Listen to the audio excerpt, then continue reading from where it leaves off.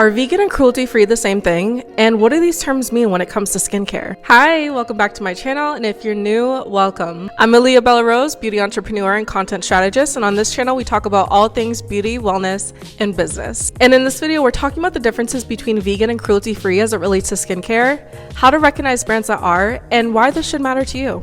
If you've been into skincare for a while, you've probably noticed that some brands claim to be vegan, cruelty-free, or both. Whether or not a brand is vegan or cruelty-free might even influence your decision to buy from them. But what does it even mean to be vegan or cruelty-free as a skincare brand? Let's talk about it. First, let's dive into the topic of cruelty-free and animal testing in the beauty industry. Cruelty-free only refers to animal testing. So when a product is labeled as cruelty-free, it means that the product and the ingredients in the product haven't been tested on animals. It's important to note that a single product may be cruelty-free, but the entire brand as a whole might not be. Or a brand could call themselves cruelty-free while still having their products tested on animals by a third party. A product could also be cruelty-free but not vegan, meaning it might not have been tested on animals, but it might contain animal-derived ingredients like honey or squalene. This confusion is why most brands choose to be cruelty-free and vegan. Cruelty-free is an unregulated term, meaning any brand can technically label their products with no animal testing or as cruelty-free with no legal repercussions. Unless the brand goes through the process of becoming certified through an accredited organization, it's up to the brand to define what these terms mean to them. The 4 certifying organizations are PETA, Leaping Bunny, Choose Cruelty-Free, and Cruelty-Free International. Leaping Bunny is the gold standard, and it's very different from PETA.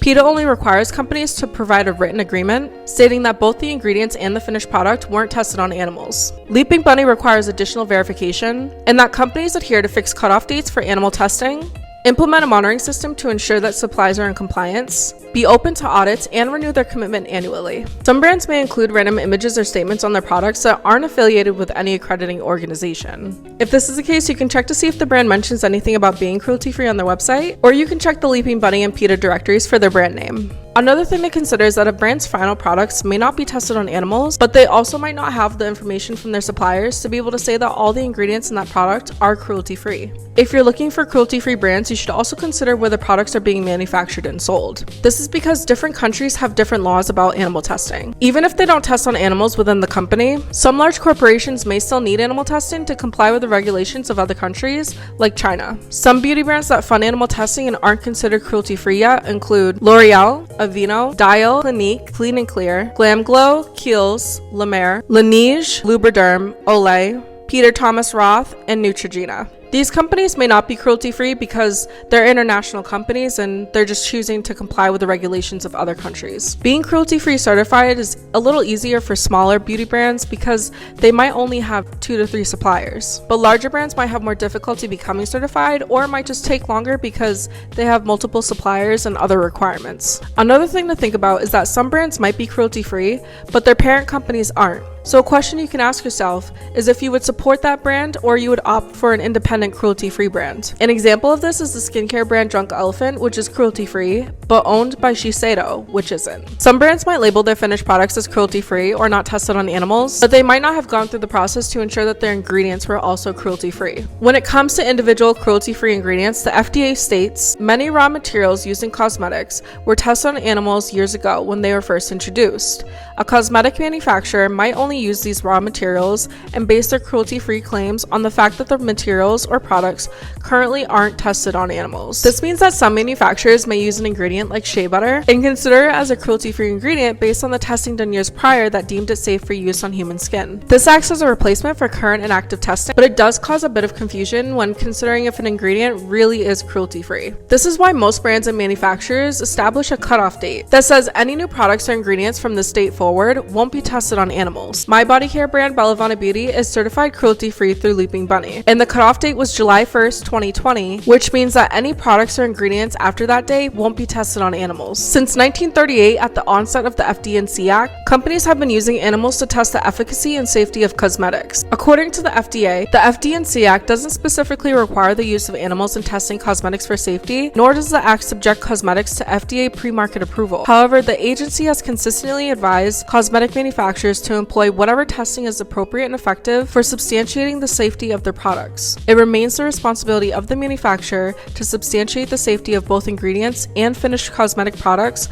prior to marketing. This means that manufacturers have a legal responsibility to ensure the safety of their products, but the specific tests or methods used aren't regulated or determined by the FDA. So it's up to the manufacturer and the brand to choose how they want to test. Animal testing was the primary method of cosmetic testing through the 1900s, and most manufacturers still rely on animal testing to this day. Some of these methods may include dermal penetration testing, which determines the chemical impact on the animal's skin and the changes in their blood. Skin sensitization testing, which is the application of chemicals to the skin, focusing on the responsive skin and any allergic reactions. Acute toxicity, which usually involves an animal being exposed to a chemical one time to measure the amount of danger and exposure it has and which organs are impacted.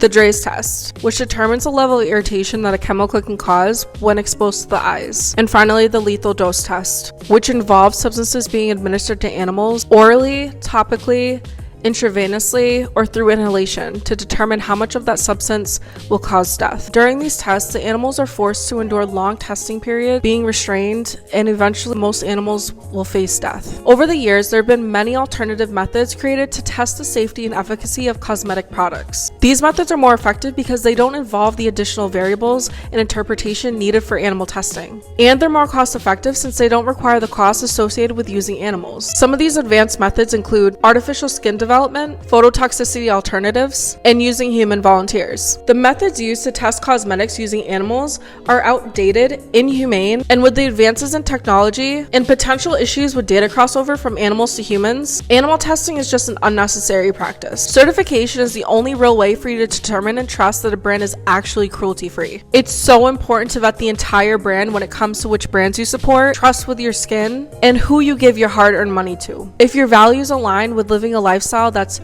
free from using animal products or ingredients on a daily basis, as a consumer, you deserve to know which ingredients are used in your products and how they're tested, and it's the brand's responsibility to be transparent. So, if you're choosing between two brands based on whether or not they're cruelty-free, I would opt for the cruelty-free brand when possible. And if you do choose cruelty-free, opt for the brand that's Sleeping Bunny certified, because their standards and requirements are more thorough than PETA. So, how can you tell if a brand is cruelty-free? Here's 3 tips. Tip number 1. If you're in the US, check if the brand is PETA or Sleeping Bunny certified. This is the best way of making sure that the brand you want to purchase from and support is definitely cruelty-free. Tip number 2. If they claim to be cruelty-free, you can ask if they use third-party animal testing, or if they're owned by a parent company and whether or not that parent company is cruelty-free. Tip number 3. You can ask if their suppliers test their ingredients on animals. In part 2, we're going to talk about vegan skincare. Welcome to part 2 of our discussion of cruelty-free versus vegan skincare and why it should matter to you. Compared to the case of cruelty-free, vegan skincare is a little bit easier to navigate. You're probably familiar with the term vegan, meaning someone who follows a diet free of meat and animal byproducts like milk and cheese. But did you know it can also describe the products that you use on your skin? When a skincare product is labeled vegan, vegan friendly, or 100% vegan, it means that the formulation has no animal-derived ingredients like honey, beeswax, or squalene. Cruelty-free and vegan are sometimes confused by consumers. One of the reasons for that is because most brands don't make a clear distinction between the two, or they choose to be one or the other. If we're concerned about harming animals or using them to test skincare products, why would we then turn around and use animal-derived ingredients inside of those same products? It's counterintuitive. Now you might be wondering, does it really matter if the ingredients are from animals? Animal ingredients used in skincare can come from living or dead animals, or they can be sourced as a byproduct from the meat and dairy industries. It's important to keep in mind too that vegan skincare doesn't necessarily mean all natural skincare. Vegan products can have formulations made with synthetic and naturally derived ingredients. It just won't have any animal derived ingredients. Most plant and naturally derived ingredients are full of vitamins, minerals, and antioxidants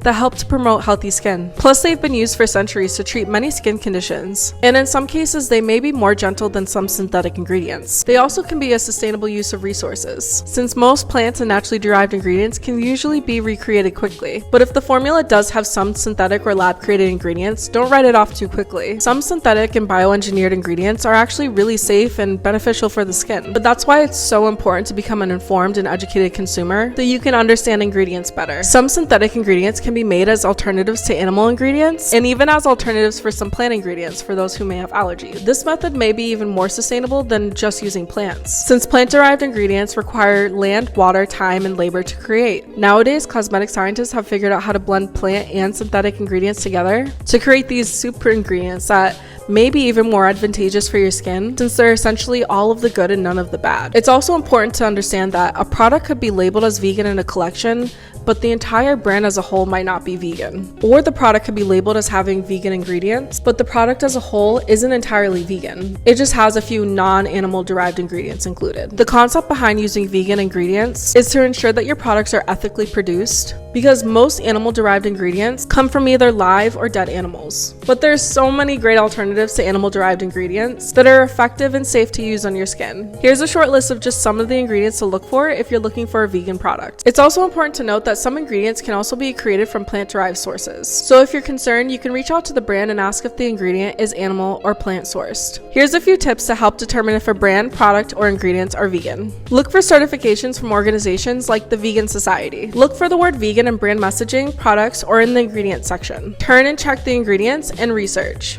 And finally, always ask the brand if you're not sure whether or not an ingredient is plant or animal sourced. With the rise of clean beauty and natural ingredients, there's also been an influx of misleading marketing claims and other coined terms that have created a lot of confusion and controversy in the beauty industry and for beauty enthusiasts. The bottom line is that as consumers, we deserve transparency and to not be lied to about the products that we're using on our skin and spending our money on. Brands that are truly cruelty-free and vegan are on the right path to protecting animal rights and progressing the beauty industry in an ethical way. And as a consumer, you may want vegan and cruelty-free skincare because it aligns with your personal values and your lifestyle. As the owner of a clean beauty and lifestyle brand, my decision to have vegan and cruelty-free skincare is a matter of being ethical and socially responsible, and it aligns with my personal values. I believe that the creation of skincare products should be harmonious with nature and all living beings, because the overall purpose is to simply take better care of ourselves. Because when we feel good, we do good. Creating this video allowed me to take a deeper dive into these two topics and really uncover a lot of information that's going to help me become a better business owner and a more educated, informed consumer. I hope this video gave you that opportunity too. If you found this valuable, give this video a like to help push it out to others who could benefit from this information too. And don't forget to subscribe to my channel for more skin education and routines.